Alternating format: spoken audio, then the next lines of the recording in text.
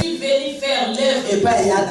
Je suis venu voir mon grand frère dans ma famille. Et elle a dit, ah, vous faites bien, faites bien. Ils ont pris maintenant les toges, ils ont commencé à faire des aventures. Ils ont commencé à danser. Quand tu vas les mettre, tu vas danser comme ça. Et les diables n'ont pas les pouvoirs. Et leurs signalements ont échoué. J'aimerais te dire une révélation. Même pas aujourd'hui. Même pas demain.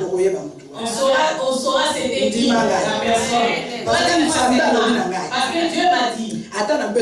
Même dans les lits d'hôpital, il va crier pour que moi je puisse prier pour lui. Mais avant de prier, c'est moi qui avais signalement. Si on m'a cherché, donc c'est vous qu'ils ont cherché. Alléluia. Parce que moi j'ai amené la parole de Dieu. Je suis venu dans les et maintenant les diables qui n'aiment pas les saluts, ça devait me faire arrêter dans la drogue. Je suis le chemin, la vie et la vérité. Les gens ne veulent pas suivre les gens ne veulent pas les gens ne veulent pas c'est pour cela les gens ils veulent avoir Dieu, ils veulent aussi être dans le monde. Mais comment est-ce que tu seras sauvé? Si tu viens dans le Seigneur, tu dois payer les prix. Tu dois demeurer dans les Seigneurs. C'est pour cela il a dit pour les riches, ils ne vont pas parce qu'ils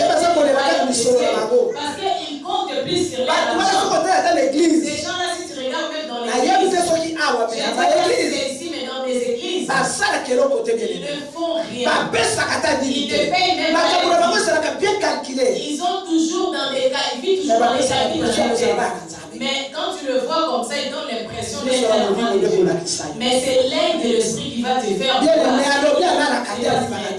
Il dit il ne dort ni ne s'endort. Ça c'est dans sa souveraineté qu'il a parlé. Mais ces paroles, il a déclaré. Donc pour les enfants de Dieu, on ne peut pas somnoler ni s'endormir. Il y a un verset que je lis. Sans Dieu, nous ne pouvons rien faire. Les gens aiment beaucoup ces versets. C'est les gens qui font ça bien. Parce que c'est la parole de Dieu. Et tu sais pas que si moi je ne suis pas là, lui non plus ne fait pas rien. C'est une révélation. Pour que je prêche, je dois être ici. Donc si moi je dis non, Dieu aussi ne fait rien. Donc Dieu ne fait pas aussi pour nous. Parce qu'ils n'ont pas encore parce qu'ils n'ont pas encore ils sont venus ils doivent rester là et écouter la parole du salut pour qu'ils soient délivrés. Alléluia. Il est Dieu. Amen. Cette femme est sauvée. La Bible nous dit que quand elle a touché quand la puissance est sortie, cette puissance c'est la parole de Dieu. Combien de paroles tu as? Pourquoi tu ne changes pas? Alléluia. Combien de gens ont prié pour toi? Pourquoi tu ne changes pas? Ce n'est pas le problème de Dieu. Ce n'est pas le problème de ma frère. Mais c'est ton problème à toi-même. Alléluia. Amen. Nous allons lire dans le livre de Luc 18. Nous allons voir cette femme. Alléluia.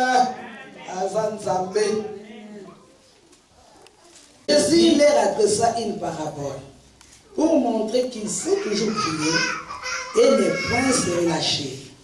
Il dit, il y avait dans une ville un juge qui ne craignait point Dieu et qui n'avait d'égard pour personne. Il y avait aussi dans cette ville une veuve qui venait lui dire, fais-moi justice de ma partie adverse. Pendant longtemps, il refusa, mais ensuite il dit en lui-même, quoique je ne craigne point Dieu, et que je n'ai d'égard pour personne, néanmoins, parce que cette veuve m'importune, je lui ferai justice. afin qu'elle ne vienne pas sans cesse me casser la tête. Le Seigneur ajouta, entendez ce que dit le juge unique. Et Dieu ne fera-t-il pas justice à ses élus qui crient à lui jour et nuit? Et tardera-t-il à leur égard? Je vous l'ai dit, je leur ferai compter ma justice. Mais quand le Fils de l'homme viendra, trouvera-t-il la foi sur terre? Amen. Amen. Ils sont là qui tombent, hein? C'est une belle histoire. Vous l'avez déjà écouté. Alléluia. Amen. La Bible dit, La Bible dit, maman Oyo, cette cette femme, elle était belle. Vous savez, tu peux avoir beaucoup d'argent. Mais si tu es veuve, on te donne maintenant une image de tristesse. Tu peux être une belle femme. Mais si tu perds ton mari, maintenant on te donne une image de tristesse. Cette femme, elle me fait pitié.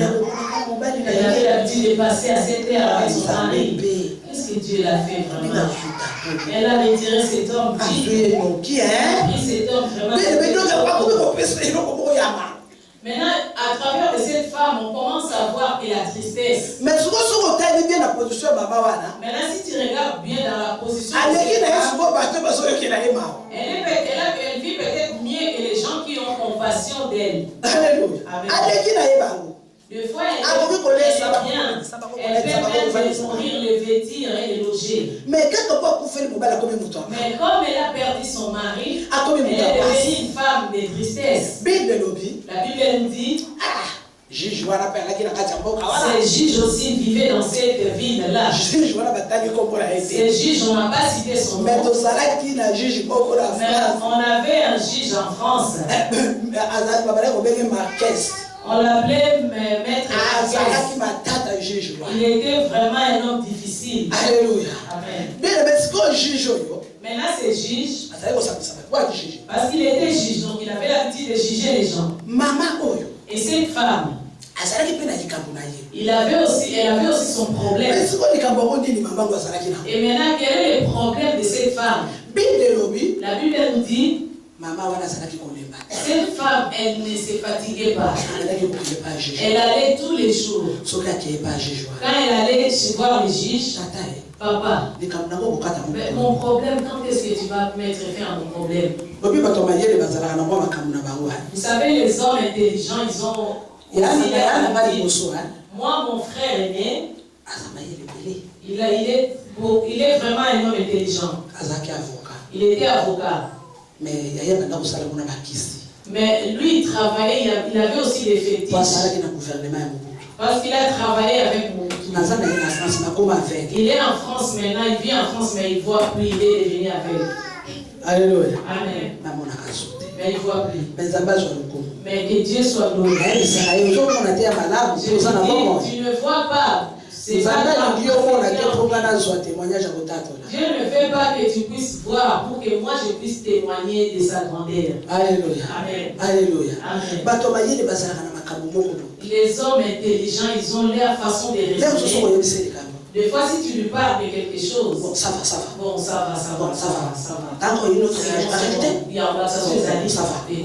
Bon, va avec ta maison. Bon, les gars, ils sont toujours pressés.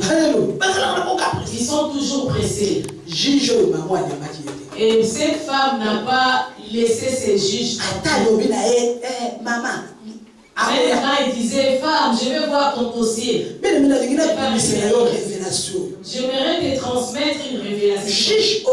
Ces juges, beaucoup de gens prêchent. Ils prennent ces juges à l'image d'un homme colérique. Ils prennent ces juges à l'image d'un homme trop digne. J'aimerais te dire une révélation. Ces juges, on peut les mettre à la place de Jésus. Alléluia. Amen. Vous savez, Jésus, c'est un avocat.